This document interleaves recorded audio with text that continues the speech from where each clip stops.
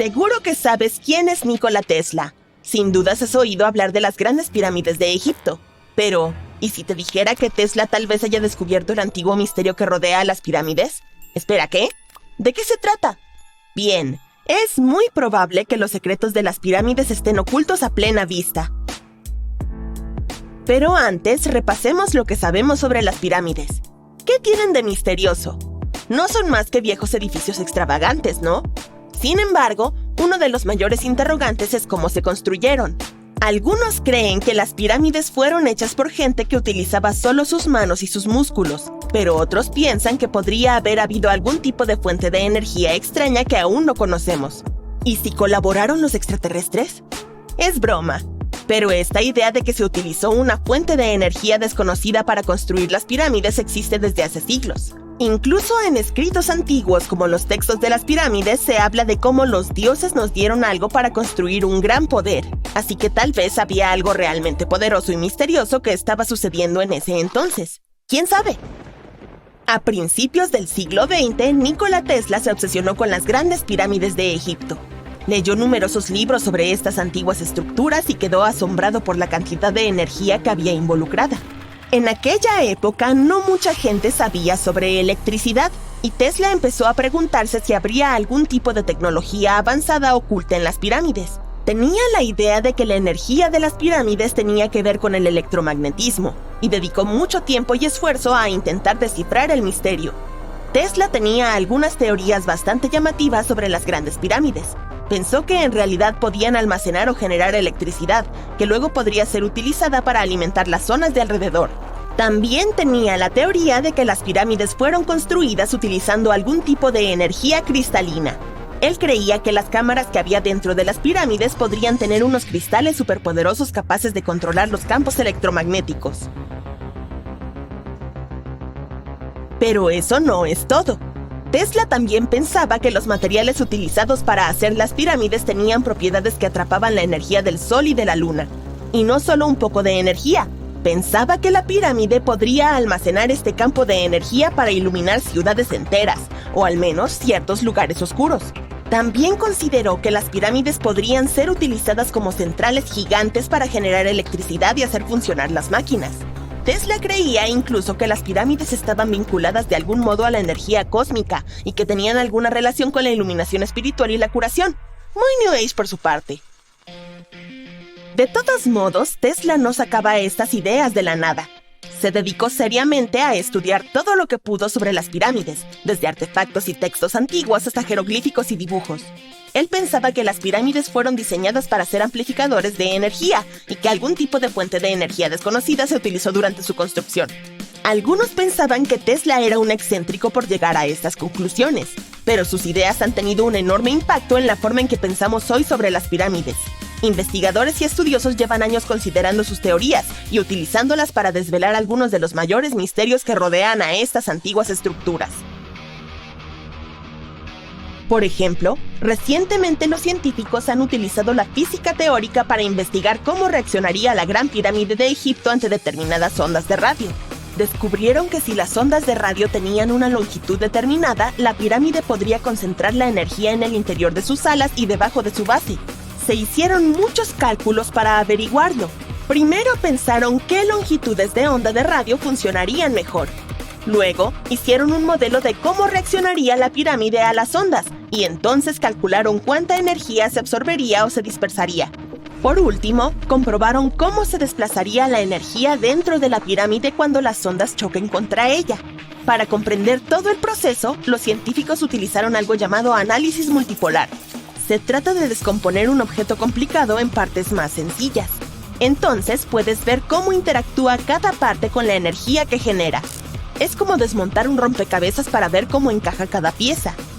Los investigadores están interesados en cómo se puede utilizar todo esto en el futuro. Quieren fabricar partículas realmente diminutas que puedan hacer lo mismo que la pirámide, pero con luz. Cambiando el tamaño, la forma y el material de estas partículas, pueden controlar cómo se mueve la luz a su alrededor. Esto puede ser muy útil para fabricar sensores diminutos o células solares muy eficientes. Durante la investigación, los científicos tuvieron que hacer algunas conjeturas. Supusieron que no había espacios ocultos dentro de la pirámide y que estaba construida toda con el mismo material. A partir de estas suposiciones hicieron algunos descubrimientos impresionantes, pero el estudio de la pirámide no es la única prueba de que Tesla se adelantó a su tiempo. Hay más proyectos suyos que parecían poco realistas en su momento, pero que los científicos y entusiastas reevalúan e intentan poner en práctica hoy en día. Hablemos del proyecto más ambicioso de Tesla, la torre de transmisión de Wardenclyffe. En 1900, Tesla ya era un grande de la ingeniería eléctrica en Estados Unidos. La gente alucinaba con sus asombrosos inventos y con el hecho de que consiguiera superar a Thomas Edison en la batalla de las corrientes. Sin embargo, Tesla no se durmió en los laureles. Decidió embarcarse en su proyecto más ambicioso, la torre de transmisión de Wardenclyffe. Se construyó entre 1901 y 1905 y se basó en una de sus ideas. Tesla quería hacer posible lo imposible mediante la creación de un sistema mundial de comunicación inalámbrica. Utilizaría la Tierra como conductor y transmitiría música, noticias, informes bursátiles, comunicaciones militares seguras e incluso imágenes facsímiles. ¿Te suena familiar? Sí, parece Internet, pero sin cables. Pero Tesla tenía en mente un sueño mucho mayor: transmitir energía de forma inalámbrica. Ya había demostrado que las señales de alta frecuencia podían enviarse sin cables utilizando sus transformadores de bobina, y esto despertó su obsesión por la transmisión inalámbrica de energía.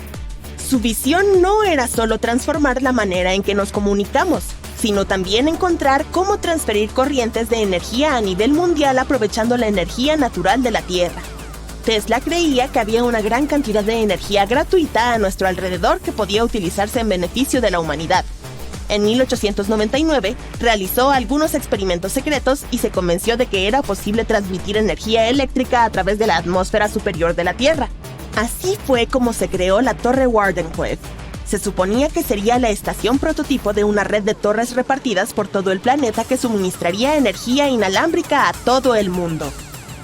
Desgraciadamente, Tesla no tenía los recursos ni la paciencia de sus inversores para llevar este proyecto a buen puerto.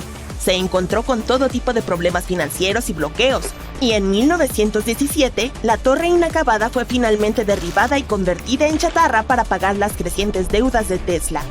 Ahora sigue siendo un triste recordatorio de que incluso las mentes más brillantes a veces no alcanzan sus sueños. Sin embargo, el laboratorio original de ladrillo rojo sigue ahí, y es el único laboratorio de Tesla que ha sobrevivido. Dato curioso: en 2017, un equipo de filmación hizo un descubrimiento impresionante. Utilizaron un radar de penetración en el suelo para explorar la zona alrededor de Wardenclyffe y encontraron toda una serie de túneles que se extendían cientos de metros por debajo. Nadie sabe exactamente para qué se utilizaban estos túneles, pero se piensa que formaban parte del gran plan de Tesla. Wardenclyffe, por supuesto, es un punto de referencia para los admiradores del gran científico. ¿Quién sabe? Quizá algún día alguien descifre el misterio de los túneles. Pero aunque no lo consigan, el legado de Tesla sigue vivo, junto con sus asombrosas ideas. La noche era oscura y aterradora. Unos cientos de personas estaban sentadas en botes salvavidas sin saber qué pasaría después, o cómo serían sus vidas a partir de ese momento. Todo lo que sabían era que el barco gigante en el que habían estado navegando, solo un par de horas antes, había desaparecido frente a sus ojos.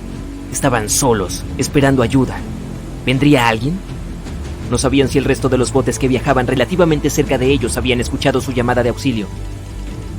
No había nada más que hacer, sino esperar.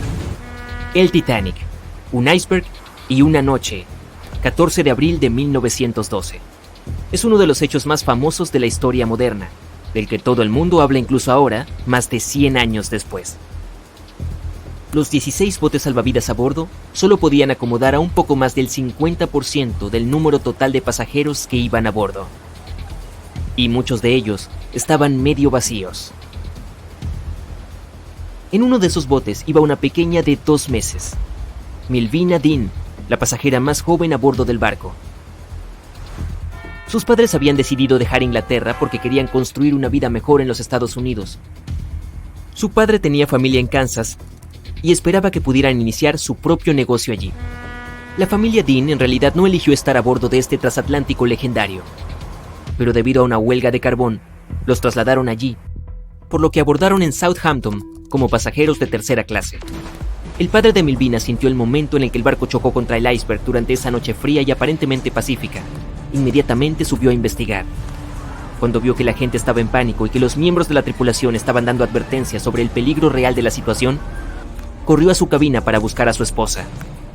Le dijo que vistiera a los niños y que subiera rápidamente a la cubierta. Los tripulantes dieron la orden de preparar los botes salvavidas y empezar a trasladar allí primero a mujeres y niños. Era una oportunidad para que al menos algunos miembros de la familia se pusieran a salvo. Milvina, su madre y su hermano se subieron al bote salvavidas número 10. De los 706 tripulantes y pasajeros que lograron escapar del barco que se hundía, ellos estuvieron entre los primeros. Más tarde, el transatlántico llamado Carpathia escuchó su llamada de ayuda, vino por los pasajeros y los llevó hasta Nueva York. Su padre desafortunadamente se quedó atrás y no logró salvarse. Milvina creció en Ashurst, Inglaterra, un lugar que no estaba lejos de donde había zarpado el barco. Pasó su vida trabajando como secretaria y asistente en pequeñas empresas en Southampton. Y nunca se casó.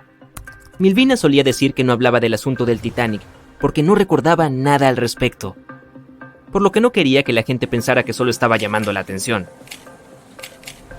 Pero en 1985, un equipo franco-estadounidense se reunió y localizó los restos del Titanic. Estaban alrededor de 600 kilómetros al este de Mistaken Point, Newfoundland, en aguas que tenían más de 3 kilómetros de profundidad. Fue entonces cuando confirmaron que el barco se había partido en dos. Durante décadas, la gente creyó que la nave se había hundido en una pieza. Pensaron que el único daño significativo era el que había sufrido el casco por su contacto con el iceberg. Pero en realidad, se partió justo entre su tercer y cuarto compartimiento. Ocurrió poco antes de que el barco desapareciera bajo la superficie del agua. Y todo, desde el momento en que chocaron contra el iceberg, duró cerca de 2 horas y 40 minutos. Hasta que este equipo de investigadores encontró los restos del naufragio, la gente no recordaba lo sucedido con el Titanic. En el último año de su vida, Milvina vendió algunas de las posesiones de su familia en una subasta para pagar su estadía en un hogar de ancianos. Los artículos que vendió también incluían una maleta llena de ropa que su familia recibió cuando llegaron a los Estados Unidos y cartas de compensación que su madre recibió del Titanic Relief Fund. Las cartas de compensación describen la ayuda financiera que recibieron ciertos pasajeros que habían perdido a sus seres queridos. Vivió hasta los 97 años, cuando contrajo neumonía. Fue la más joven de las 705 personas que sobrevivieron al desastre. El Titanic era el barco más grande del mundo. Como era tan grande, algunos pensaron que la embarcación debería haber tenido 4 chimeneas de escape, pero Thomas Andrews, el hombre que diseñó el barco, creía que solo eran necesarias 3. Entonces el Titanic tenía una puramente decorativa. 2.200 personas estaban a bordo cuando el barco se hundió. Había 908 tripulantes y el número máximo de personas a bordo era de 3.500. Como probablemente viste en la película, había diferentes clases de pasajeros. La riqueza total estimada de los que iban en primera clase era de unos $500 millones, y los investigadores estimaron que objetos por valor de 6 millones se hundieron en el fondo del océano junto con el barco. En primera clase, este transatlántico era un lugar de lujo. Tenía 4 restaurantes, 2 bibliotecas, 2 peluquerías, salas de lectura y un cuarto oscuro fotográfico a bordo. También había una piscina climatizada, pero solo los pasajeros de primera clase podían usarla, al precio de un chelín por vez. El barco también tenía baños turcos y baños eléctricos, y los pasajeros podían usar cada uno por 4 chelines. El costo de construir este enorme barco fue de $7,5 millones, pero eso fue en 1912. Hoy serían cerca de 200 millones. Los boletos de primera clase costaban $2.560 en ese momento, lo que equivale a $61.000 en la actualidad. ¿Qué obtendrías en estas costosas cabinas? Una sala de estar, 2 dormitorios, 2 vestidores y un baño. ¿Pagarías tanto por esos lujos? Los equipos de investigadores aún no han explorado muchas áreas del Titanic. Todavía es muy difícil acceder a ellas con los vehículos submarinos. Había un simulacro de botes salvavidas programado para el mismo día en que se hundió el barco, pero fue cancelado por alguna razón. La tripulación había realizado solo un simulacro de botes salvavidas, y eso fue cuando el barco aún estaba atracado, pero aunque los miembros de la tripulación hubieran recibido la información adecuada y cada bote se hubiera llenado, la capacidad aún no era suficiente para salvar a todos y cada uno de los pasajeros. El Titanic era el objeto móvil más grande del mundo en ese momento. El 31 de mayo de 1911, su inmenso casco se abrió paso por las gradas y terminó en el río Lagan, en Belfast. Más de 100.000 personas estaban allí para ver el lanzamiento, que duró poco más de un minuto y se desarrolló sin problemas. Las personas que estaban a cargo del barco inmediatamente remolcaron el casco a un gigantesco muelle de acondicionamiento. Miles de trabajadores pasaron la mayor parte del año siguiente construyendo las cubiertas y todos esos interiores de lujo que le dieron al Titanic su aspecto característico. También instalaron las 29 calderas gigantes que impulsarían las 2 máquinas de vapor principales del barco. Todo eso para conseguir el título de insumergible. La embarcación tenía más de un defecto fatal. Es posible que hayas oído hablar de uno de sus defectos de diseño. Los mamparos herméticos no estaban completamente sellados en la parte superior. Esto permitió que el agua fluyera de un compartimiento a otro, lo que finalmente hundió el transatlántico. Pero el Titanic tenía más defectos. El alto contenido de azufre, las bajas temperaturas y las altas velocidades afectaron en gran medida el acero del casco de la embarcación y al hierro de sus remaches. El acero se hizo añicos, mientras que los remaches salieron con relativa facilidad. Esta fue la razón por la que el Titanic se hundió 24 veces más rápido de lo que se esperaba. Hay muchas teorías sobre lo que realmente condujo al hundimiento del gigante. Y una dice que la luna llena que hubo un par de meses antes podría ser una de las razones. Pudo haber creado mareas muy fuertes que enviaron una flotilla de icebergs hacia el sur, justo a tiempo para cruzarse con el viaje inaugural del Titanic. Una investigación sugiere que una ilusión óptica impidió que el barco recibiera ayuda. Un famoso historiador británico, Tim Maltin, pensó que la atmósfera que había la noche del hundimiento creó condiciones específicas que hicieron que a los miembros de la tripulación les resultara muy difícil detectar los icebergs. Esto causó algo llamado superrefracción. Esta extraordinaria curvatura de la luz provoca espejismos, y varios barcos en el área lo registraron. Esto no solo evitó que la tripulación viera el iceberg a tiempo, sino que también impidió que uno de los barcos que podría haber ofrecido ayuda identificara la llamada de auxilio y se comunicara con la tripulación del Titanic. Además, algunos dicen que el barco viajaba demasiado rápido. Desde un principio culparon al capitán por navegar a tan alta velocidad, 22 nudos, con un transatlántico tan grande por las frías e impredecibles aguas del Atlántico Norte, que estaban plagadas de icebergs ocultos. Jeff Bezos e Elon Musk son las personas más ricas del mundo, de momento. Pero si se junta todo su dinero, esta cantidad no se acercará a la riqueza de la persona más rica de la historia. Conoce a Mansa Musa, el hombre más rico que haya existido. Ha ocupado el primer lugar en el top de los más ricos por más de 700 años, y es poco probable que alguien pueda alcanzar su nivel de riqueza en un futuro próximo. Jeff Bezos tiene unos 203.000 millones de dólares. Elon Musk posee más de 300.000 millones. Mansa Musa, traducido al dinero de hoy, tenía una riqueza incalculable. Las estimaciones más conservadoras sugieren que tenía más de 400 a 500.000 millones de dólares. Sin embargo, esto es solo una hipótesis. La mayoría de los historiadores creen que era inimaginablemente rico y poderoso, y esta riqueza destruyó la economía de su país. Pero empecemos por el principio. Mansa Musa nació en 1280 en África Occidental, en el país de Malí, la actual República de Malí. Toda su familia estaba formada por gobernantes, por lo que pasó su infancia y juventud con lujo. Casi todo este tiempo, su hermano mayor gobernó el país, y entonces, cuando Mansa Musa cumplió 32 años, su hermano abdicó. Quería explorar el mundo y estaba obsesionado con el océano Atlántico y las tierras que había más allá. Reunió una enorme expedición de 2.000 barcos y decenas de miles de personas. Navegaron como una ciudad entera en el agua y nunca regresaron. Algunos historiadores creen que el hermano de Mansa Musa consiguió llegar a Sudamérica, pero no hay pruebas fehacientes de ello. Así pues, el joven Mansa Musa se convirtió en el gobernante de Malí y en el dueño de toda la riqueza familiar en 1312. Fue un buen gobernante y un inteligente estratega. En los primeros años de su reinado consiguió anexionar unas 24 ciudades. Unió pequeños estados dispares en un solo imperio. Expandió enormemente el reino de Malí. Este se extendió unos 3.000 kilómetros desde el océano Atlántico. Poseía casi toda la parte occidental del continente. A partir de ese momento, la riqueza de Mansa Musa comenzó a crecer enormemente. En el mundo medieval, el oro se consideraba la fuente de riqueza más valiosa de todo el planeta.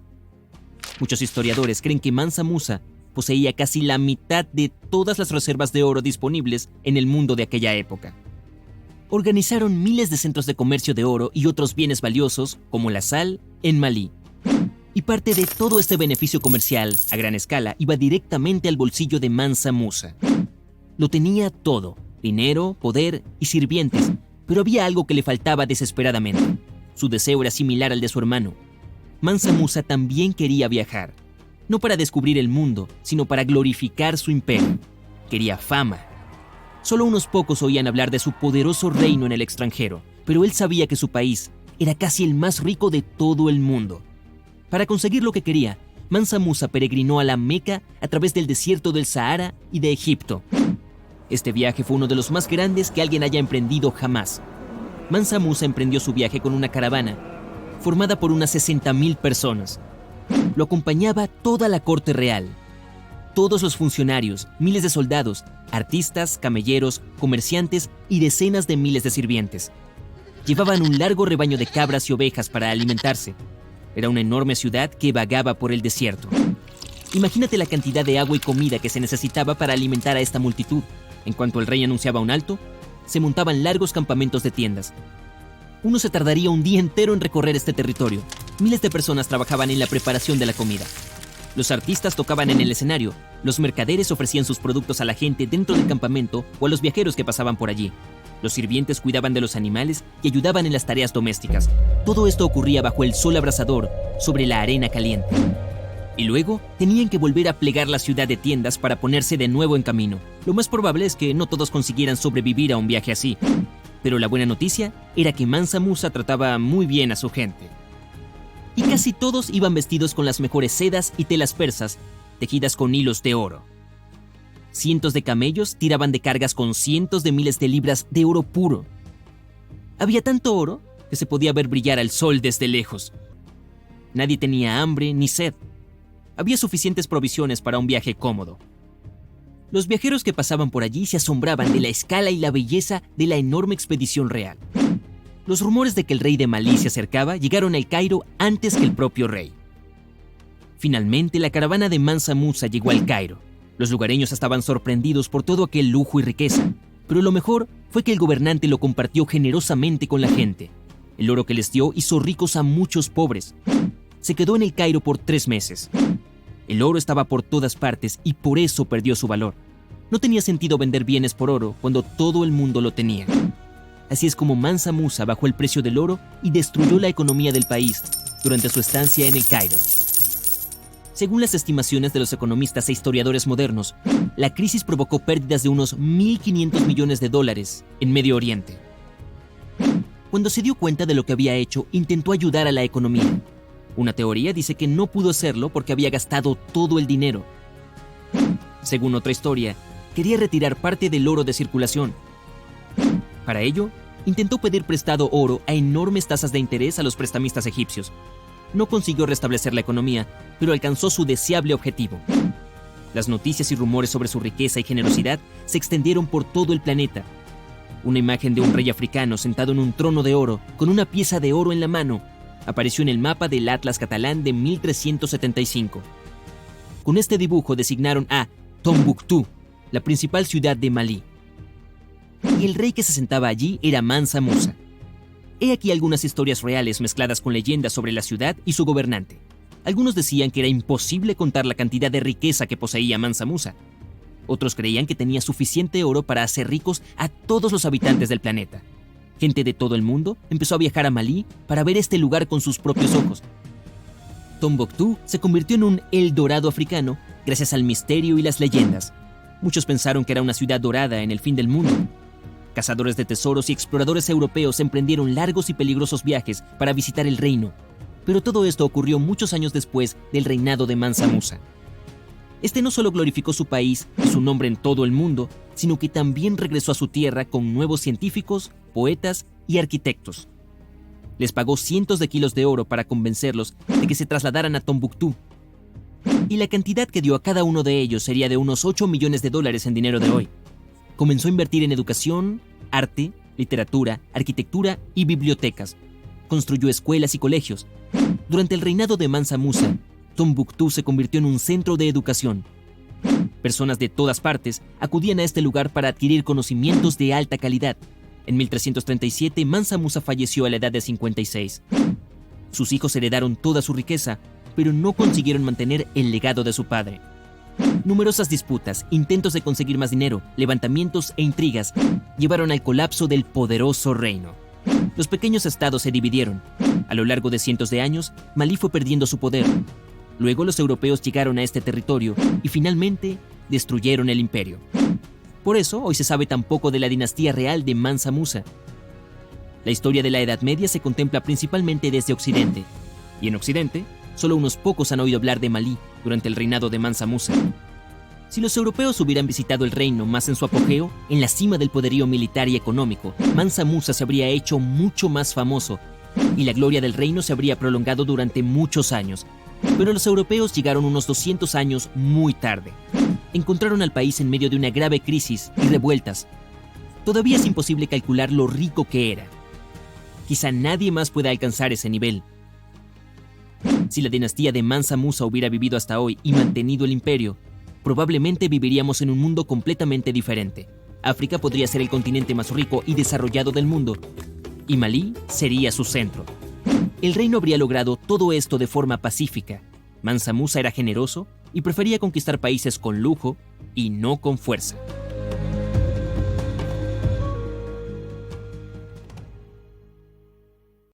¿Tienes un ataque de hipo una vez cada 2 meses que dura de 10 a 20 minutos y piensas que es horrible? No, pobre bebé. Imagina tener hipo durante 68 años seguidos. ¿Qué te parecería esto? Un hombre llamado Charles Osborne tenía una forma bastante graciosa de hablar que desarrolló para ocultar el sonido de su hipo interminable. El pobre tuvo hipo sin parar desde el 13 de junio de 1922 durante más de 68 años. Esta es la historia. Osborne nació en 1893 y empezó a tener hipo tras un pequeño accidente que sufrió en una granja de Nebraska. Se cayó, pero no sintió nada raro hasta que empezó a hipar como un loco. Los médicos creen que el accidente pudo dañar una pequeña parte de su cerebro que ayuda a detener este reflejo. Hay varias teorías sobre la posible causa de este hipo. Algunos creen que se lastimó las costillas al caer y eso le afectó al músculo del diafragma. Otros creen que se golpeó la cabeza y sufrió un derrame cerebral. En cualquier caso, tuvo hipo durante toda su vida. ¿Te imaginas tener de 20 a 40 espasmos involuntarios del diafragma por minuto durante tanto tiempo? Cuando Osborne por fin dejó de tener hipo, probablemente había hipado unas 430 millones de veces en total durante sus 97 años de vida. La situación era tan grave que visitó a varios médicos. A veces hasta viajó bastante lejos, pero nadie pudo hacer nada. Un médico incluso trató de ayudarlo administrándole una mezcla de monóxido de carbono y oxígeno, que sirvió durante un tiempo. Pero acabó siendo una mala idea, ya que respirar el gas venenoso no era una solución segura. En su lugar, Osborne tuvo que aprender una técnica de respiración especial para minimizar el sonido hip que producía con cada espasmo.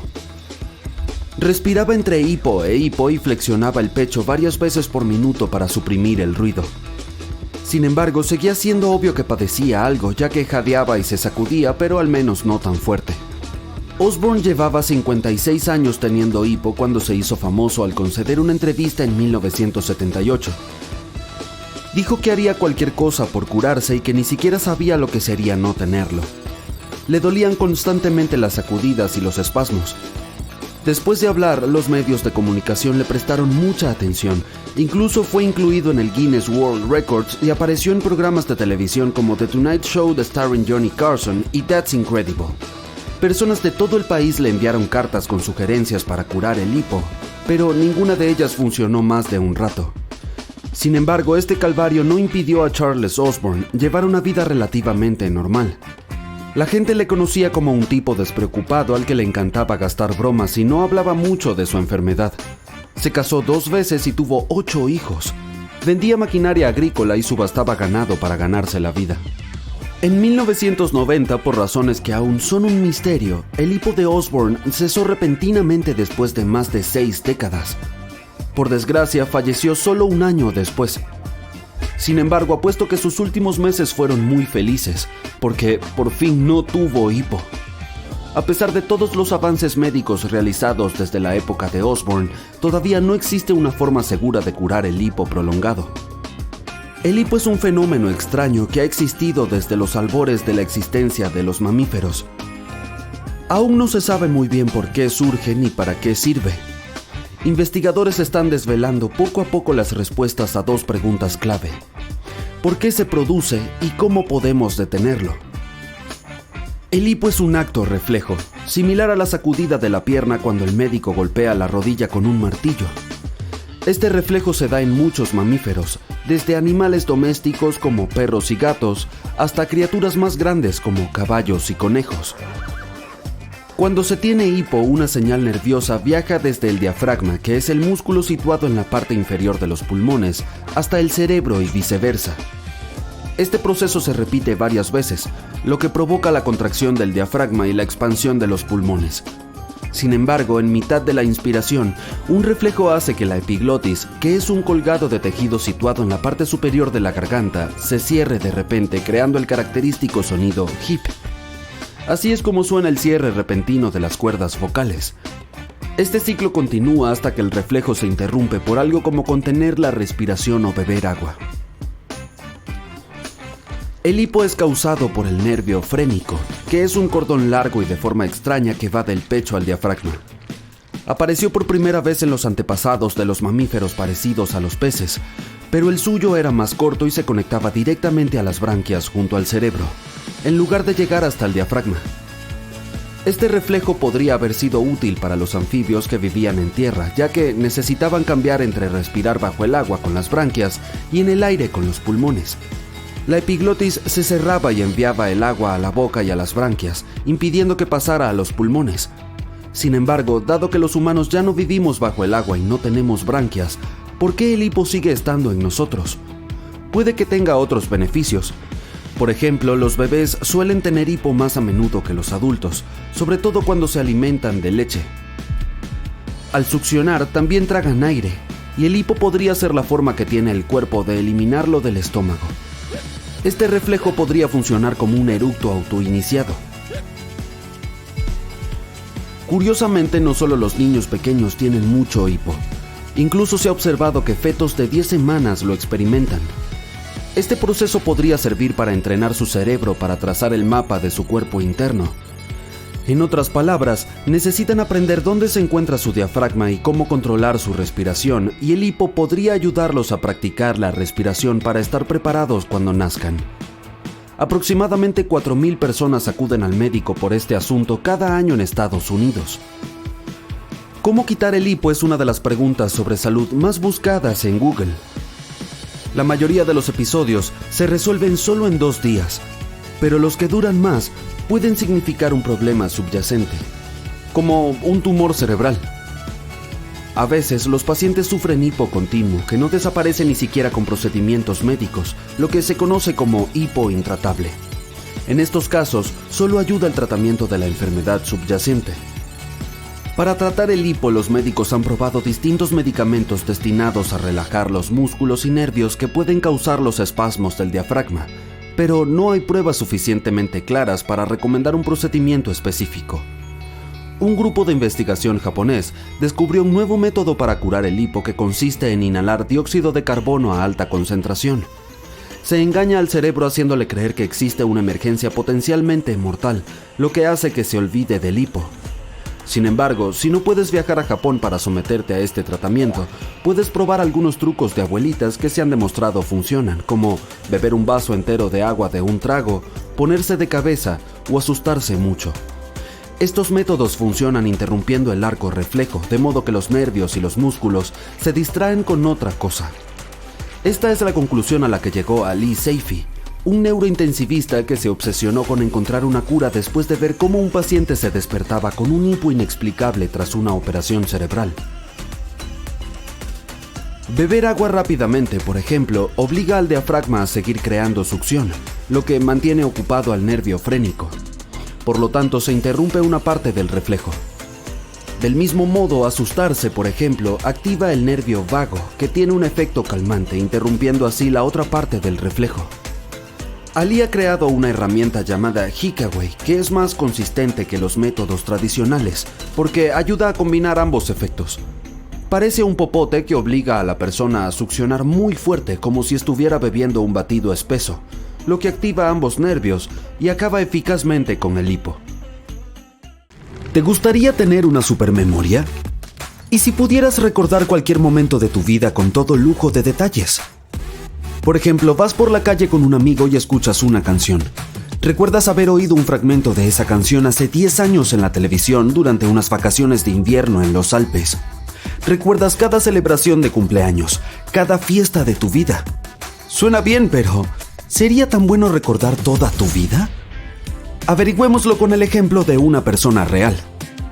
Conoce a Rebecca Sharrock de Brisbane, Australia, quien recuerda toda su vida, literalmente toda. Todos los acontecimientos están almacenados en su mente casi desde su nacimiento y tiene acceso inmediato a ellos.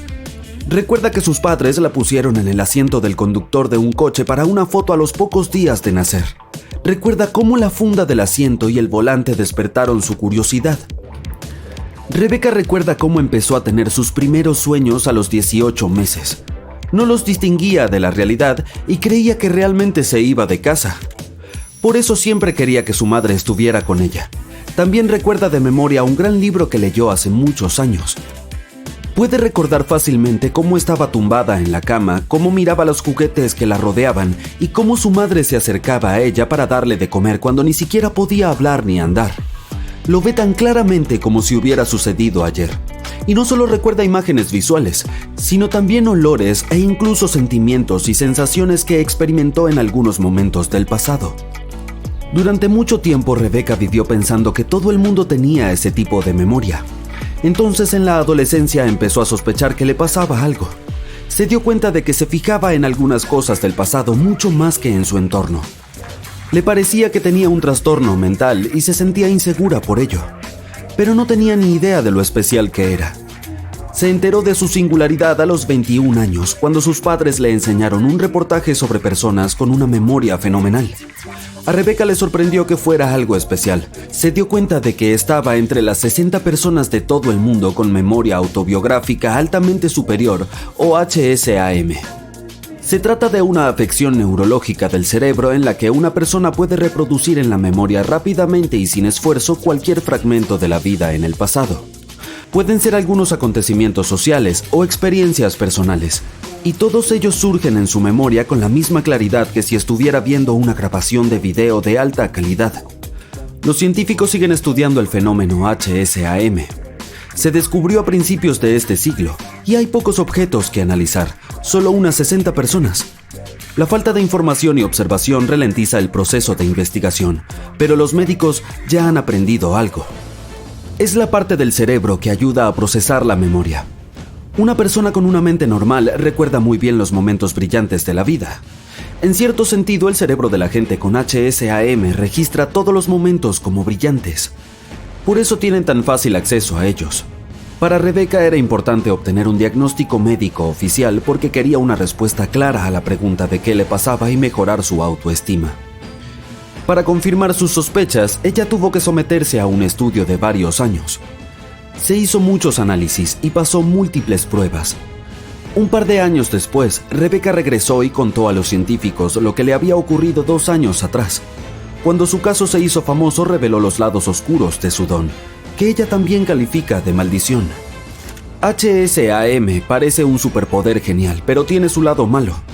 ¿Conoces ese momento en el que estás tumbado en la cama y de repente recuerdas algo vergonzoso que te ocurrió hace unos años?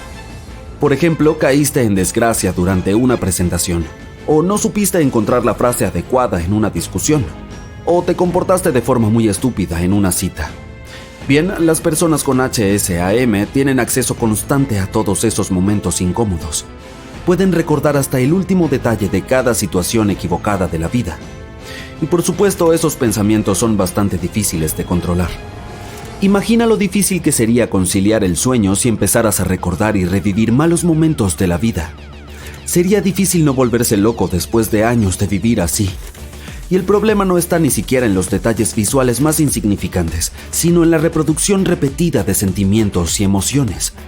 Alguien te dijo algo hiriente, o viste imágenes de miedo en la televisión hace muchos años. Todo esto puede aparecer en tu memoria muchos años después si tienes HSAM y provocarte las mismas emociones.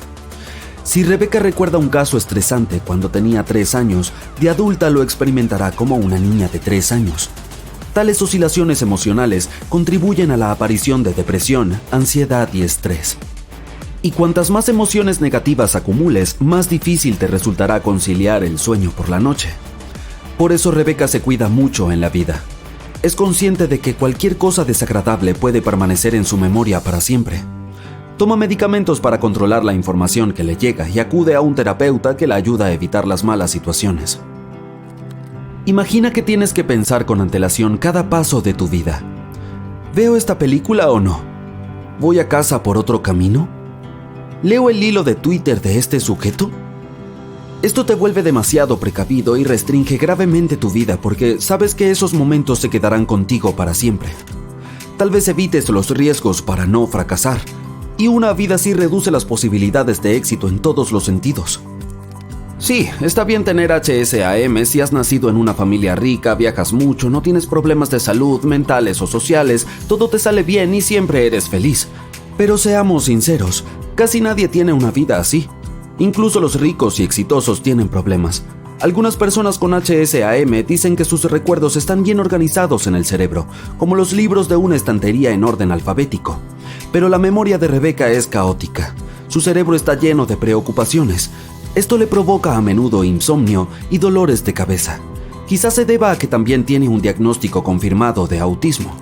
Pero la vida de esta mujer no se convirtió en una pesadilla. Afortunadamente aprendió a superar los malos recuerdos con otros positivos. Si algún mal momento empieza a invadir su mente, ella lo cubre con un trozo feliz de su vida. Y esta es la parte más hermosa de HSAM. Esta característica del cerebro te ayuda a resolver exámenes, a aprender algo rápidamente y a recordar todos los libros y películas. Pero lo más genial es la oportunidad de volver a experimentar la felicidad. Aunque estés de mal humor, recuerdas lo bien que te la pasaste aquel día en el parque acuático y tu cerebro disfruta de este momento. Esto te permite experimentar la felicidad cada día, cada minuto. Al principio de cada mes, Rebecca selecciona los mejores momentos de ese mes en los últimos años. Cuando vuelve a ellos, la ayudan a combatir los malos recuerdos. Otra característica genial que ella ha aprendido es la capacidad de convertir cualquier pesadilla en un sueño feliz y hermoso. Puede construir y crear lo que quiera mientras duerme y puede recordar todos sus sueños. No todas las personas con HSAM tienen esta capacidad, pero algunas también informaron de que tenían sueños lúcidos que podían controlar. Por cierto, el único recuerdo que Rebecca no tiene es el de su nacimiento. No sabe cómo se sintió dentro de la barriga de su madre y dice que no le gustaría recordarlo. Hoy ella vive una vida corriente. No quiere grandes cambios y le gusta pensar y sentir como está acostumbrada. Espera que su caso ayude a muchas personas en todo el mundo. Por eso participa en 2 estudios científicos que pueden ayudar a tratar ciertas enfermedades cerebrales. En Suecia hay inviernos muy nevados. La nieve cubre todas las carreteras y ralentiza el tráfico. Algunos coches pueden atascarse a un lado de la carretera y salir solo con la ayuda de un tractor. Esto es algo habitual. Pero un día, durante una nevada, ocurrió algo asombroso. El 19 de diciembre de 2011, un hombre llamado Peter Skillberg se encontró en una trampa de nieve después de salirse de la carretera principal en el norte de Suecia. Entonces, unos motoristas de nieve lo encontraron accidentalmente, lo sacaron de allí y lo llevaron al hospital. Puede parecer algo común, pero aquí está lo bueno. Tardaron 2 meses en encontrarlo. Y fuera, en ese tiempo, la temperatura bajó a menos 30 grados centígrados. Ese hombre sobrevivió 60 días sin agua, comida ni fuentes de calor entre vientos helados y nieve interminable. Las personas que lo encontraron dijeron que el coche estaba enterrado en la nieve a 1 metro de profundidad y Peter estaba sentado temblando dentro de un saco de dormir en el asiento delantero. No podía hablar. Cuando lo llevaron al hospital, los médicos se quedaron asombrados. Conocían casos de personas que habían sobrevivido mucho tiempo a bajas temperaturas, pero no 2 meses. Un humano puede vivir sin agua varios días, pero Peter no tuvo problemas ya que extrajo agua de la nieve. Sin comida, una persona puede sobrevivir de varias semanas a 3 meses. ¿Pero qué pasa con el frío? ¿Cómo resolvió Peter este asunto? A temperaturas tan bajas, la gente puede congelarse en cuestión de horas. Los médicos que trataron a Peter afirmaron que su cuerpo pareció activar el modo de supervivencia y cayó en un profundo sueño. Es como los osos que hibernan durante el invierno, pero el cuerpo humano solo puede bajar la temperatura a unos pocos grados. No es suficiente para sobrevivir a una helada de menos 30 grados centígrados. Quizá el hombre consiguió bajar la temperatura aún más. El caso de Peter Skilberg se hizo famoso. Médicos y científicos de todo el mundo plantearon sus hipótesis sobre cómo había conseguido sobrevivir. Nadie pudo dar con la razón exacta. Muchos afirmaban que se trataba de un auténtico milagro. Otros creían que era el resultado de varios factores combinados. Uno de estos era el saco de dormir. Ayuda a mantener mejor el calor corporal, por lo que es posible que la temperatura no descienda durante mucho tiempo dentro de él. Otro factor que probablemente desempeñó un papel clave fue el efecto iglú. Los pueblos indígenas que viven en el Polo Norte construyen sus casas con hielo y nieve. Probablemente hayas visto estas construcciones redondas en internet o en las películas. En su interior no hace calor, pero no dejan entrar el frío. El particular diseño de estas casas ayuda a mantener el calor acumulado en su interior. Los iglús pueden proteger de los vientos fuertes, pero solo es posible sobrevivir en su interior si llevas ropa de abrigo. Puede que el coche de Peter se convirtiera en una casa así. La nieve se le pegaba por todos lados y bloqueaba el calor del interior. Mucha gente se preguntaba por qué no había intentado salir y buscar ayuda, pero parece que Peter hizo lo correcto. Es muy peligroso salir en esas condiciones. No sabes dónde estás, hace un frío que pela y hay una ventisca. Digamos que sales del coche e intentas llegar a la carretera más cercana. Fracasas y vuelves, pero no encuentras tu auto porque la nieve lo ha cubierto. Ahora tu situación es aún peor. La única opción es empezar a cavar nieve y hacer un iglú. Si tienes ropa de abrigo, una construcción así te ayudará a mantener el calor y ganar algo de tiempo. Pero la solución correcta es quedarse dentro del coche y esperar a los rescatadores, sobre todo si no sabes dónde estás. Si no tienes luces de comunicación o señalización, intenta hacer una hoguera. El humo puede atraer la atención de la gente que pasa por la carretera más cercana. Peter Skilberg pasó un tiempo en el hospital, recuperó fuerzas y se curó. Es mucho más seguro estar en una cámara frigorífica cerrada o en un iglú durante el frío. Sin embargo, si te quedas atrapado en una helada severa sin ropa de abrigo, tienes entre 30 minutos y 2 horas. Puede que incluso menos si no te mueves. Pero en 1980 ocurrió un milagro que conmocionó a la gente y a los médicos de todo Estados Unidos. Jim Hilliard, de 19 años, conducía de noche hacia su hogar en el pequeño pueblo de Langby, pero perdió el control y acabó en una zanja. La chica decidió ir andando hasta donde estaba la casa de un amigo. Entonces, vio la vivienda, pero no llegó a ella. Se encontraba demasiado débil, por lo que se desmayó. Se cayó y perdió el conocimiento cerca de la casa. Jean Hilliard llevaba un ligero abrigo de invierno, botas de vaquero y pantalones, por lo que no estaba preparada para las duras condiciones meteorológicas. Afuera había una fuerte ventisca y nevaba, por lo que nadie se percató de su presencia. El amigo al que Jean quería visitar solo vio a la chica congelada cerca de su porche por la mañana. Jean llevaba allí tumbada 6 horas. Su cuerpo estaba duro y frío, como si estuviera hecho de goma. Sus ojos parecían de cristal. El hombre que se fijó en la chica estaba seguro de que no estaba viva, pero entonces vio burbujas de humedad en su nariz.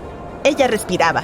Decidió llevarla al hospital, pero su cuerpo no se doblaba, así que meterla en el coche fue problemático. Los médicos se apresuraron inmediatamente a ayudar a Jean, pero no fue tan fácil. Ni siquiera podían ponerle inyecciones, ya que las agujas se rompían constantemente. Los músculos estaban demasiado rígidos y congelados. Su cuerpo activó el modo de emergencia y dejó de suministrar sangre a los músculos y tejidos blandos. Todo el líquido rojo se dirigía a los órganos vitales. Además, en modo de emergencia, nuestro organismo puede ralentizar todos los procesos internos del cuerpo. El corazón empieza a latir más despacio, los pulmones consumen menos oxígeno y el metabolismo casi se detiene. Este ahorro de energía ayudó a la muchacha a sobrevivir, pero a los médicos les sorprendió más que Jean no tuviera problemas graves. Se congeló, pero los cristales de hielo no le destrozaron la piel ni los tejidos blandos. Los médicos decidieron calentar a la chica con varias almohadillas térmicas. Al final, consiguieron inyectarle medicamentos. Unas horas más tarde, recuperó el conocimiento. Las pruebas demostraron que Jean estaba en perfecto estado de salud. Mientras tanto, puedes quedarte atrapado no solo en la naturaleza con mal tiempo, sino también en un ascensor en un edificio lleno de gente en Manhattan y nadie se enterará. Esto le ocurrió a Nicholas White en 1999. El directivo de 34 años trabajaba hasta tarde en la oficina y decidió tomarse un descanso. Después de tomar un poco de aire fresco en el exterior, Nicholas llamó al ascensor para volver al piso 43, pero se quedó atrapado en él. Ya era bastante tarde y casi todos los trabajadores habían abandonado el edificio. Pero lo peor era que era viernes por la noche. Nicholas no tenía teléfono, ni comida, ni agua. Pulsó el botón de llamada de emergencia, pero nadie le respondió. Las cámaras funcionaban perfectamente, pero los guardias no lo vieron. El edificio estaba prácticamente vacío.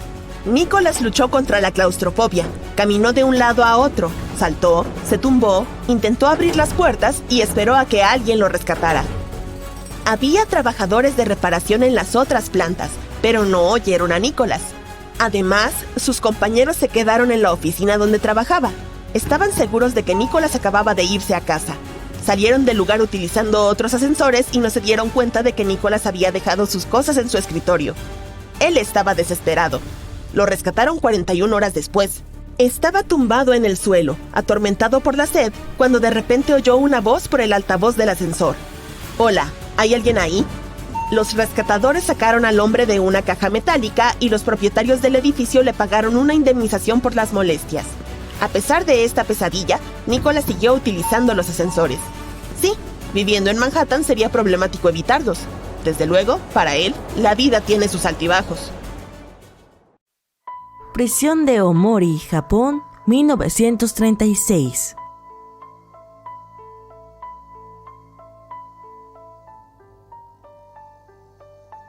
Yoshie Shiratori caminaba de un lado a otro dentro de su celda, contemplando cómo lo acusaban injustamente de un crimen que no había cometido. No se merecía vivir el resto de sus días como prisionero. Necesitaba escapar de aquel lugar asqueroso, cruel y frío donde lo maltrataban cada día. ¿Pero cómo?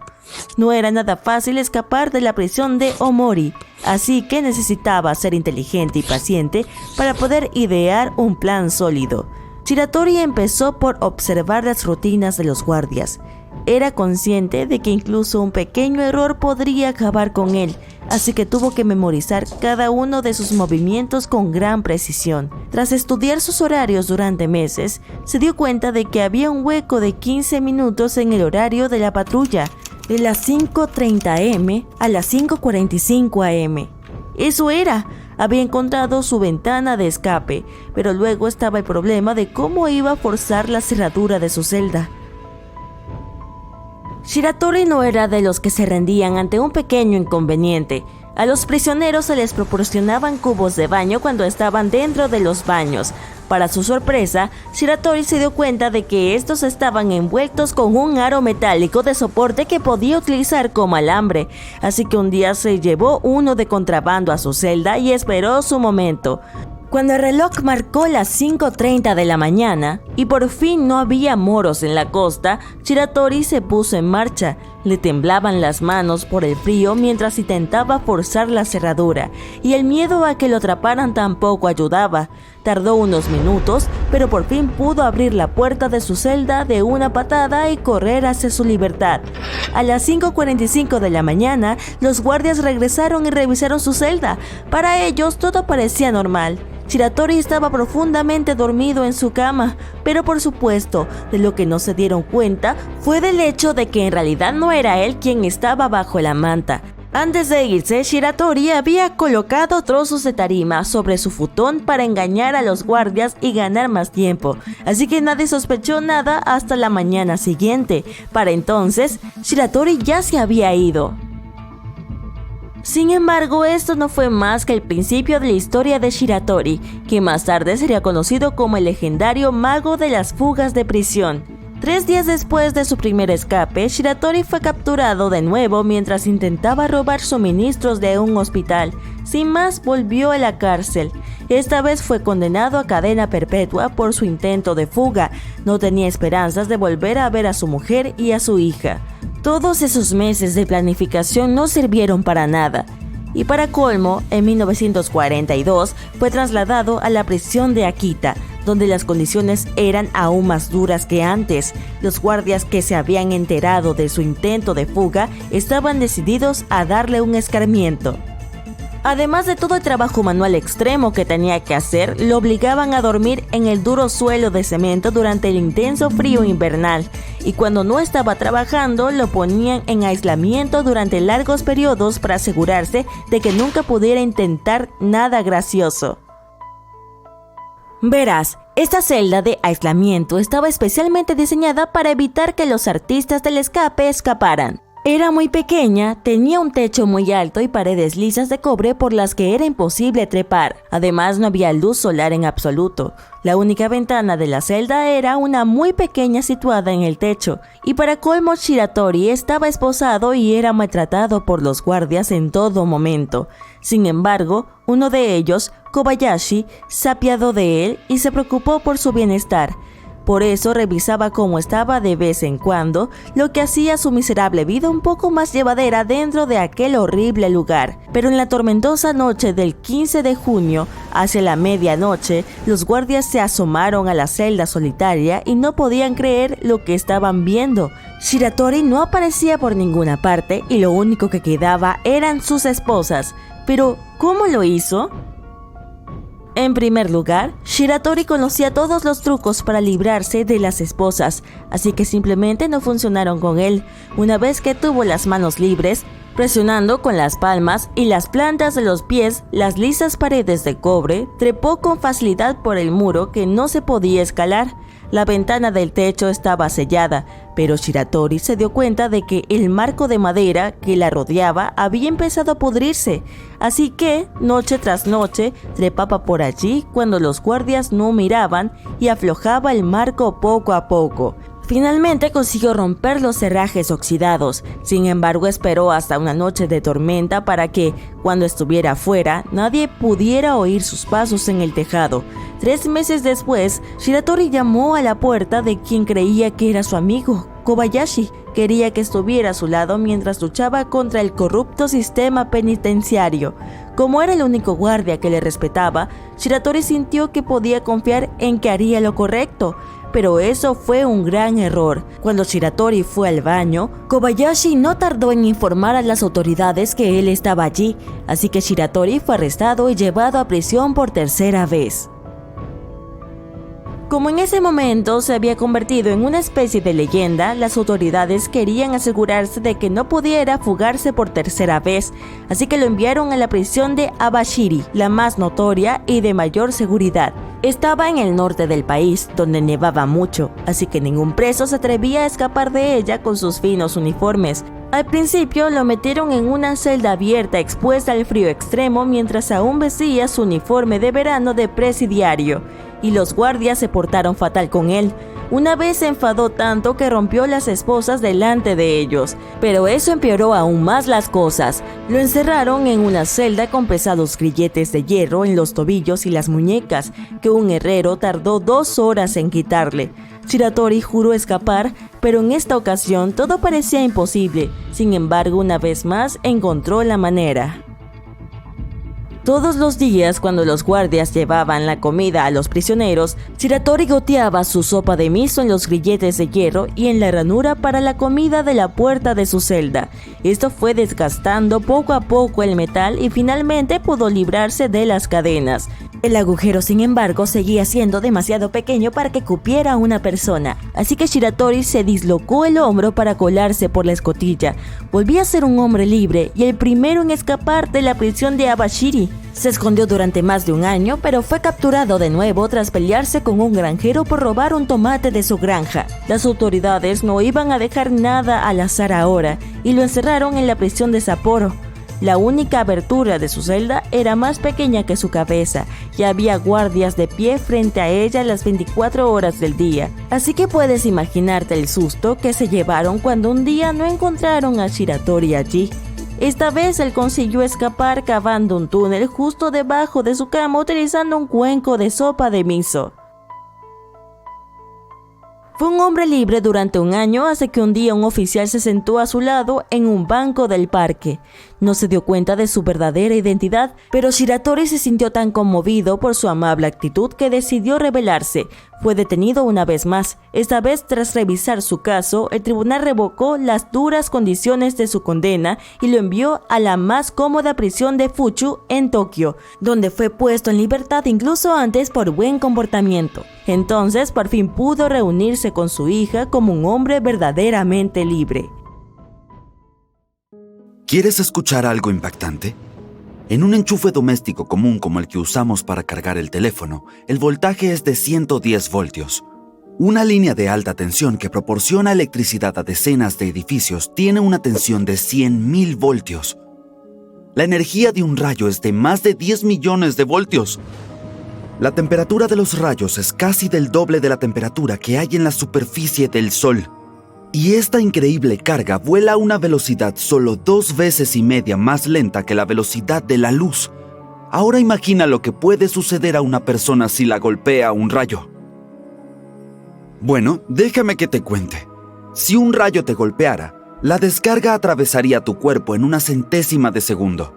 El rayo puede detener tu corazón e interrumpir el trabajo de todo el sistema nervioso. Es posible que al principio ni siquiera te des cuenta de lo que te pasó. Tal vez perderás el conocimiento y tu cuerpo quedará en estado de shock.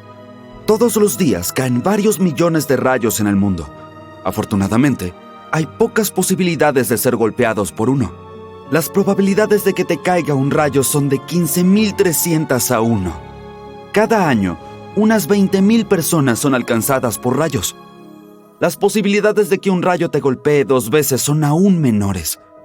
¿Y cuáles son las probabilidades de que te ocurra 7 veces en la vida? Parece imposible, pero a una persona le sucedió.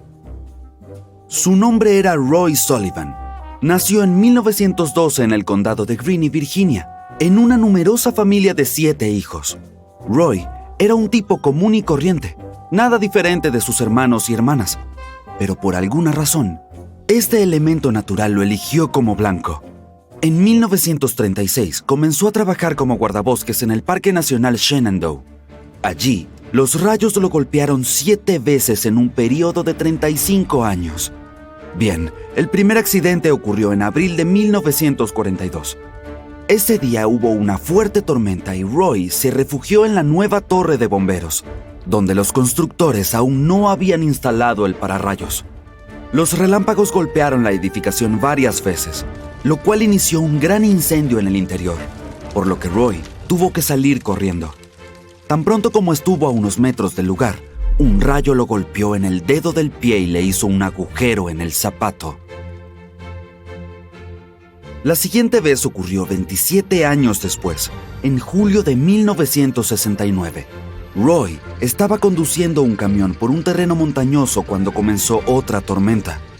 Un rayo lo golpeó a través de la ventana del vehículo. La descarga le quemó las cejas, las pestañas y levemente el cabello. Roy perdió el conocimiento, pero el camión continuó moviéndose hasta que se detuvo en el borde de un acantilado. 15 minutos después, Roy recobró el sentido. Un año después, en julio de 1970, se produjo el tercer impacto. El clima era agradable, pero en cuestión de minutos, las nubes se volvieron oscuras y se largó una tormenta. Un rayo golpeó un transformador cerca de donde estaba Roy. Él huyó lo más rápido posible, pero la naturaleza lo alcanzó nuevamente y el rayo lo golpeó en el hombro. 2 años más tarde, en 1972, un rayo golpeó a Roy por 4ª vez mientras trabajaba en un parque nacional. La descarga le prendió fuego a su cabello, por lo que tuvo que correr al baño y usar una toalla mojada para apagar las llamas de su cabeza. Desde ese momento, Roy comenzó a sospechar que alguna fuerza malvada e invisible lo perseguía. Empezó a llevar consigo una botella de agua para apagar el fuego en caso de recibir otra descarga. La 5ª ocasión ocurrió también en el parque. Fue en 1973. Roy tropezó con una roca y cayó. En ese momento, vio nubes de tormenta, por lo que asustado, corrió hacia su camioneta y pisó el acelerador. Roy condujo lo más lejos posible de ese lugar. Luego, se detuvo y salió del vehículo para ver dónde estaba la tormenta. Y en ese momento, un rayo lo golpeó de nuevo. Le atravesó el brazo y la pierna izquierda y le prendió fuego a su zapato. Roy volvió a subir rápidamente a la camioneta y extinguió el fuego con la botella de agua. En 1976 se produjo el sexto encuentro. Roy estaba caminando por un sendero del parque, a poco más de 1 kilómetro del lugar donde lo había golpeado un rayo la última vez. En ese momento, volvieron a aparecer nubes de tormenta. Un relámpago destelló e impactó a Roy en la palma de la mano. Después del sexto golpe, comenzó a sospechar que algo andaba mal con el parque. Después de 40 años de trabajo, Roy finalmente decidió renunciar. Pensó que los rayos dejarían de perseguirlo, pero se equivocó. En ese momento, el hombre ya se había convertido en una celebridad. Pero tanta fama no le dejaba disfrutar de la vida. La gente tenía miedo de estar cerca de él porque creían que un rayo podía caer sobre ellos en cualquier momento. Los periodistas le colocaron a Roy Sullivan apodos como guardabosques chispeante y pararrayos humano. Por supuesto, a él le desagradaba todo esto y se sentía muy solo. Pero también sufría un miedo constante y se había vuelto paranoico.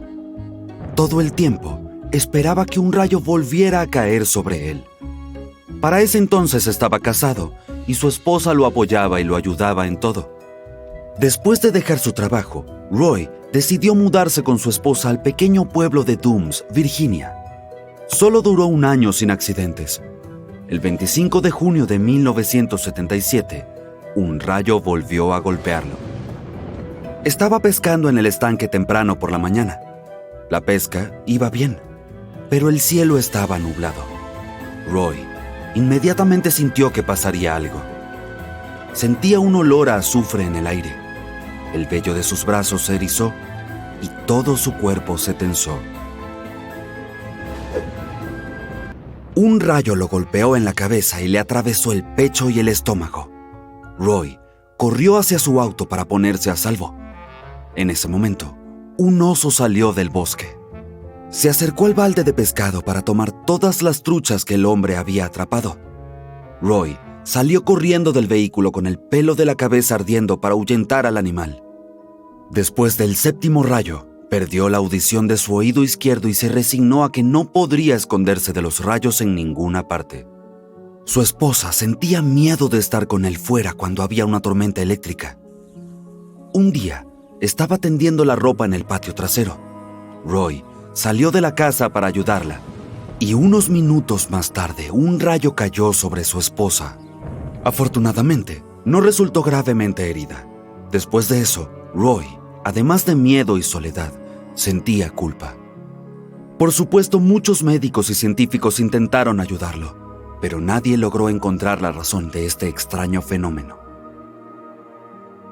Según la ciencia, en cada oportunidad se trató solo de una coincidencia. Las matemáticas y la física no lograban explicar nada. Al no recibir respuestas, Roy creía que unas fuerzas invisibles lo perseguían o que el destino lo estaba castigando por algo. Quizás la respuesta estuviera en su pasado. El Servicio de Parques Nacionales y los médicos documentaron las 7 veces en que fue alcanzado por los rayos. Pero hubo una 8ª vez que no pudo ser confirmada. Según Roy, un rayo lo había alcanzado en su juventud cuando estaba ayudando a su padre a segar trigo. La descarga golpeó la hoja de la guadaña y nadie más que el muchacho la vio. Quizá en ese momento el rayo cambió algo en su cuerpo y lo hizo más atractivo para los siguientes, ya que los rayos siempre eligen el camino de menor resistencia. Así es como se produce un rayo. Las partículas de lluvia, hielo y nieve chocan entre sí dentro de una tormenta. Este proceso aumenta el desequilibrio que hay entre las nubes y el suelo, cargando negativamente las capas inferiores de las nubes. Lo que hay abajo, como los árboles y la tierra, se carga positivamente y crea otro desequilibrio. La naturaleza trata de remediar este desequilibrio entre 2 cargas opuestas haciendo pasar una corriente eléctrica a través de ellas. Tal vez La naturaleza sintió algún desequilibrio de carga en el cuerpo de Roy y trató de remediarlo. Pero, ¿por qué fue golpeado en un intervalo de 1 o 2 años? Además, pasaron más de 20 años entre la primera y la segunda descarga. Los científicos aún no pueden explicar qué le sucedió. Tal vez Roy solo era un chico atractivo. Como probablemente puedas predecir, Roy Sullivan figura en el libro Guinness de récords mundiales como la persona a la que más veces le ha caído un rayo.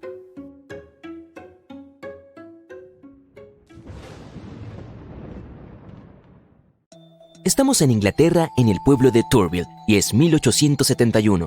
Aquí, en una calle, puedes encontrar una casa muy particular. No es diferente de las demás, pero hay muchas personas alrededor de ella como esperando algo. Las puertas de la vivienda se abren y varios adultos salen. Se ven sorprendidos y dicen que todos los rumores resultaron ser ciertos. Una mujer sale al porche y les pide a otras personas que entren. Tú estás entre ellas. Entras, vas a la habitación y ves a una niña de 11 años durmiendo en una cama. Se ve pálida y delgada. A pesar de las conversaciones ruidosas en el cuarto, ella no se despierta. Su madre dice que han pasado 6 meses desde que se durmió. Sales de la habitación y las siguientes personas entran para ver a la niña dormida con sus propios ojos. Este es el relato sobre el sueño más largo de la historia. Este récord pertenece a una niña llamada Ellen Sadler, que estuvo dormida por 9 años. Nació en el pueblo inglés de Turville en la segunda mitad del siglo XIX en una familia numerosa. Ellen fue la hija número 12. Sus padres no eran ricos y trabajaban duro para llegar a fin de mes.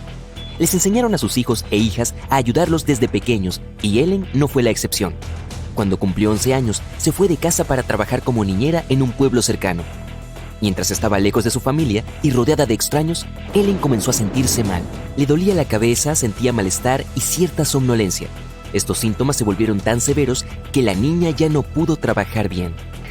Regresó a su pueblo y sus padres la llevaron al hospital. Los médicos no sabían cómo ayudarla porque no podían diagnosticarla. Pasaron 18 semanas tratando de curar a la pobre pequeña, pero ella seguía enferma. Ellen fue dada de alta del hospital y después de regresar a casa experimentó fuertes dolores de cabeza y somnolencia que la hacían sentir cada vez peor. Y luego, un día, se acostó tranquilamente en su cama y se durmió. Y se despertó después de 9 años. Todo este tiempo la madre la cuidó, la alimentó con leche y té, pero la niña dormida empezó a perder peso y fuerza. Pronto todo el pueblo se enteró de la situación. La gente comenzó a llegar a su casa para ver este fenómeno inusual. La miraban, trataban de despertarla y les contaban a sus amigos sobre ella. La noticia de la niña dormida se extendió por todo el país. Ellen se había convertido en un espectáculo. Gente de toda Inglaterra llegó para ver a una persona que había estado durmiendo por varios años. Los visitantes llamaban a la casa donde vivía la familia la cabaña soñolienta. Hasta allí llegaron médicos y periodistas, uno de estos del Daily Telegraph. Describió que el cuerpo de la niña se veía débil y demasiado blando. Sus pies estaban helados, sus labios azules y su respiración apenas se percibía. Parecía que la vida abandonaba lentamente su cuerpo. La familia recibía donaciones para el cuidado de su hija y por eso mucha gente pensó que todo era una puesta en escena. Por alguna razón, la madre no permitía que un doctor se quedara con Ellen por mucho tiempo. Algunos decían que la mujer le daba pastillas para dormir todos los días para que no se despertara. Y alguien incluso afirmó que había visto a una niña consciente sentada junto a la ventana. Además, la madre rechazó la oferta de los doctores de realizar un examen médico en un hospital de Londres. Es poco probable que encontremos toda la verdad sobre este caso, ya que no hubo un diagnóstico oficial de los especialistas. Es posible que la niña haya caído en un coma o haya sufrido otra enfermedad desconocida para la ciencia del siglo XIX. Podría ser un trastorno crónico del sueño. Quienes lo padecen experimentan episodios incontrolables de somnolencia en los que pueden ir caminando por la calle y sentir sueño al punto de caer al suelo. Ellen creció en una familia numerosa y se acostumbró temprano al trabajo duro. Quizás la fatiga severa y la falta de sueño provocaron su narcolepsia. En cualquier caso, esta historia tuvo un buen final. Un día, Ellen Sadler se despertó. No recordaba lo que había sucedido y se sorprendió mucho cuando su familia le contó del sueño de 9 años. El crecimiento de la niña se desaceleró un poco y su vista empeoró, pero su salud general no era tan mala. Ellen se casó y tuvo 6 hijos. En 1911, a la edad de unos 50 años, falleció. Ahora veamos una historia completamente opuesta, sobre una persona que estableció el récord del mayor tiempo sin dormir. En enero de 1964, Randy Gardner, un estudiante de secundaria de 17 años, afirmó que permaneció despierto por varias semanas. El experimento comenzó en diciembre y finalizó en enero, y al final de ese tiempo se sentía bastante normal. Este hecho estuvo en el libro Guinness de Récords Mundiales y permitió a los científicos aprender mucho sobre la estructura del cerebro humano. Randy quería hacer un proyecto escolar de ciencias relacionado con el sueño. Para lograrlo tenía que permanecer despierto el mayor tiempo posible, y para esto un amigo tenía que asegurarse de que así fuera. Al principio todo salió bien. El amigo de Randy llevaba un diario donde registraba los más mínimos cambios en el cuerpo del sujeto. Randy aguantó fácilmente los primeros 2 días, estaba constantemente de pie y no iba a la cama. Pero después de 3 días, sus habilidades cognitivas y sensoriales comenzaron a decaer. El cuarto día, Randy se sintió enfermo, caminaba por la casa y olía frutas cítricas. El olor a limones y naranjas lo ayudaba a soportar su mala condición. Durante el día, Randy jugaba al baloncesto y a los bolos con sus amigos. Las noches eran aburridas porque el chico no sabía qué hacer, pero aún así, no se iba a la cama. Pasó una semana y Randy mostró excelentes resultados en el baloncesto. Sus habilidades físicas no habían cambiado y su habla era clara y lógica. En ese momento, los noticieros de todo el país hablaban de Randy y su experimento. Se convirtió en una celebridad, lo que también lo ayudó a mantenerse despierto. Los científicos fueron a ver a Randy y con la ayuda de preguntas de matemáticas probaron sus habilidades intelectuales. Sin embargo, en estas pruebas mostró malos resultados. Estaba resolviendo un ejercicio de matemáticas y de repente se olvidaba de lo que estaba pasando y de lo que estaba haciendo. Los científicos escaneaban su cerebro y registraban los datos de actividad. Luego, el 8 de enero de 1964, a las 2 a.m., Randy rompió el récord anterior. Estuvo despierto por 264 horas. Los científicos colocaron electrodos en su cabeza cuando se durmió y observaron la actividad cerebral. Randy se despertó después de unas horas de sueño para ir al baño. Después, volvió a acostarse y se levantó 14 horas después para ir a la escuela de muy buen humor. Todos estaban conmocionados, parecía que este experimento no había tenido consecuencias negativas. Randy continuó estudiando como antes, jugando baloncesto y pasando tiempo con sus amigos. Los científicos estudiaron los resultados de la investigación y descubrieron que el cerebro de Randy, de hecho, sí durmió durante ese tiempo, gracias a algo llamado microsueño. Y lo curioso sobre esto es que la persona que lo experimenta puede ni siquiera darse cuenta de que técnicamente está dormida. Pasaron varios años, todos se olvidaron del experimento y Randy creció. Un día, un reportero recordó el suceso y lo entrevistó. Randy admitió que el experimento no había pasado sin dejar secuelas. Durante muchos años experimentó un insomnio severo que lo volvía loco, por lo que dedicó mucho tiempo y esfuerzo a superar esta enfermedad. Por fortuna logró ajustar su régimen de sueño. Randy dormía 6 horas al día, lo cual era suficiente. Ahora, repetir este experimento es una mala idea. Incluso 2 días sin dormir causan un gran estrés en el cuerpo. Durante miles de años, las personas han sobrevivido al hambre y a condiciones laborales complejas. Nuestro corazón está entrenado para experimentar grandes cargas y nuestro cuerpo puede sobrevivir en situaciones difíciles, pero nunca hemos tenido que luchar contra la falta de sueño en toda la historia de la humanidad. La evolución no nos ha enseñado a soportar noches de insomnio sin dejar consecuencias, por eso es perjudicial para nuestra salud. No hay muchas historias de supervivencia que puedan rivalizar con el milagro que le ocurrió al teniente coronel de los marines William Henry Rankin en 1959. Escucha, un mal día, este hombre estuvo a punto de ahogarse, cayendo del cielo. ¿Estás diciendo que suena demasiado extraño para ser verdad? Entonces, toma asiento, te contaré una historia. Era el 26 de julio de 1959, cuando Rankin pilotaba su F-8 Crusader, un avión supersónico monomotor, a lo largo de la costa de Carolina del Norte. Era un vuelo de gran altitud, y Rankin, junto con su copiloto, el teniente de la Armada Herbert Nolan, volaba a más de 14.000 metros de altura. Sus jets se movían por el aire a la velocidad del rayo.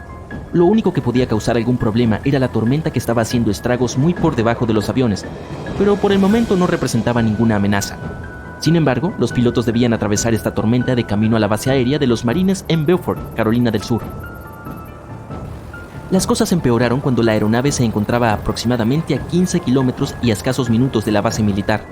De repente, el motor de Rankin se detuvo y se encendió la luz de aviso de incendio. Incapaz de volver a arrancar el motor, que había perdido toda su potencia, el hombre sabía que no tenía muchas opciones. Por eso, tratando desesperadamente de evitar que su avión cayera en picada, Rankin le comunicó por radio a su compañero: «Fallo de motor, tengo que eyectarme». Fue una decisión aterradora, ya que la altitud era demasiado extrema y el marín no llevaba un traje presurizado. Lo único que podía ayudarlo a sobrevivir era una máscara con un suministro de oxígeno limitado. En cualquier caso, el piloto no tuvo elección. Sin dudarlo, tiró de la manivela que activaba la eyección. En un abrir y cerrar de ojos se encontró en el aire y su avión desapareció entre las nubes. Ahora, Rankin estaba en caída libre a 12.200 metros de altura, con una temperatura de 55 grados bajo cero. Usualmente, los paracaidistas deportivos realizan sus saltos desde una altura de 1.000 a 3.000 metros. Solo los expertos saltan desde altitudes superiores a los 4.500 metros. Aún así, pueden tener graves complicaciones si no disponen de todo el equipo necesario, incluido un traje presurizado que, como se recordará, Rankin no tenía. Eso significa que cuando el hombre se encontró en el aire a semejante altura, experimentó una grave descompresión. Sintió que su estómago aumentaba al doble de su tamaño y su nariz parecía a punto de explotar. Le empezaron a sangrar los ojos, los oídos y la boca. Durante unos momentos el marín estuvo seguro de que la descompresión acabaría con él de inmediato, pero no sabía que le esperaba una prueba mucho más dura. Rankin seguía cayendo, y lo único que podía sentir, aparte del miedo que lo invadía, era un frío espantoso. Las muñecas y los tobillos le ardían como si alguien le hubiera puesto hielo directamente sobre la piel. Había perdido uno de sus guantes al salir del avión y tenía la mano izquierda completamente entumecida. Para colmo, seguía en caída libre. Por supuesto, el piloto tenía un paracaídas, pero se suponía que se desplegaba automáticamente a una altitud de 3.000 metros, y aunque Rankin hubiera decidido abrirlo, no habría funcionado. Por eso, en cuestión de segundos y a una velocidad vertiginosa, el hombre chocó contra la misma tormenta sobre la que hace minutos había estado pilotando su avión. Y fue entonces cuando ocurrió otra calamidad. Rankin llevaba unos 5 minutos cayendo entre nubes negras casi sin visibilidad, rodeado de relámpagos, lluvia, granizo y vientos violentos, cuando algo falló en el barómetro que debía desplegar automáticamente su paracaídas. Engañado por las condiciones meteorológicas que rodeaban al marín, se activó antes de tiempo y el hombre quedó atrapado en medio de una tormenta eléctrica. Pero no era una tormenta cualquiera. No, el desafortunado piloto de 39 años se precipitó directamente contra una nube cumulonimbus. Estas nubes, que a menudo parecen enormes setas hinchadas, son increíblemente densas y suelen aparecer en zonas donde la atmósfera es muy inestable. Además, estas nubes son verticales y los picos de las más monstruosas pueden superar los 20.000 metros de altura. Y cuanto más alta es la nube cumulonimbus, más inestable y violenta es en su interior. Allí fue a parar Rankin después de que su paracaídas se abriera demasiado pronto. De todas maneras, aunque su paracaídas estuviera desplegado a la altitud esperada de 3.000 metros, el hombre habría sido absorbido de nuevo por la nube con la corriente ascendente. En cualquier caso, el piloto no tuvo tiempo de pensar en ello. Su cuerpo fue zarandeado como si no fuera más que un muñeco de trapo. Golpeaba la tela del paracaídas, volvía a caer y repetía el ciclo. Las sacudidas eran tan fuertes que, a pesar de ser un experimentado piloto de caza, se sentía mareado. Los relámpagos chasqueaban y crepitaban alrededor de Rankin, y aunque no oía el trueno en sí, podía sentirlo vibrar por todo su cuerpo. Las piedras de granizo eran tan grandes que en algunos momentos Rankin temió que le rompieran el paracaídas, pero lo peor ocurrió cuando el piloto caía bajo la lluvia. Durante un rato aterrador, el hombre estuvo seguro de que se ahogaría. Intentaba respirar, pero solo inhalaba bocanadas de agua. Si hubiera permanecido más tiempo en esa zona de la tormenta, definitivamente se habría ahogado.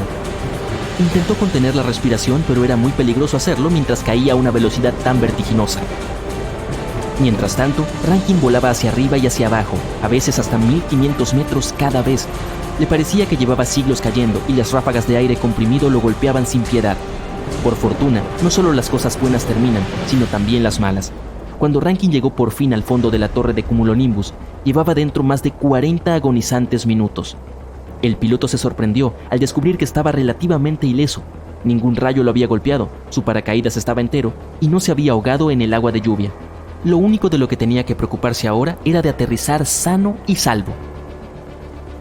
Al principio, Rankin descendía hacia un claro, pero su mala suerte continuó porque, en el último momento, una potente ráfaga de viento lo lanzó contra un árbol. El paracaídas se enredó en las ramas y el piloto se golpeó la cabeza contra el tronco. Por suerte, aún llevaba puesto el casco y no perdió el conocimiento. Luego de liberarse y ponerse en pie, cogió por el bosque hasta encontrar un camino rural. Pero hacer autostop resultó ser una tarea difícil. Imagínate un hombre de pie al costado de la carretera, cubierto de sangre y vestido con un traje de vuelo empapado y desgarrado. No es de extrañar que no hubiera muchos voluntarios para llevarlo. Pero al final, alguien lo recogió y lo condujo hasta un teléfono público, donde consiguió llamar a una ambulancia. Allí descubrió lo afortunado que había sido. Tenía innumerables moretones y magulladuras por todo el cuerpo. Sufría los efectos de la descompresión y estaba congelado. Pero aparte de eso, la terrible experiencia no le causó daños a largo plazo. Franklin pasó varias semanas en el hospital y se recuperó por completo. Más tarde, escribió el libro The Man Who Rode the Thunder, en el que describió su experiencia. Si conoces otras historias increíbles de supervivencia, házmelo saber en los comentarios. Si hoy has aprendido algo nuevo, dale me gusta a este video y compártelo con un amigo. Pero no me abandones todavía. Tenemos más de 2000 videos geniales que puedes ver. Todo lo que tienes que hacer es elegir el video de la izquierda o la derecha, hacer clic y relajarte. Disfruta del lado genial de la vida.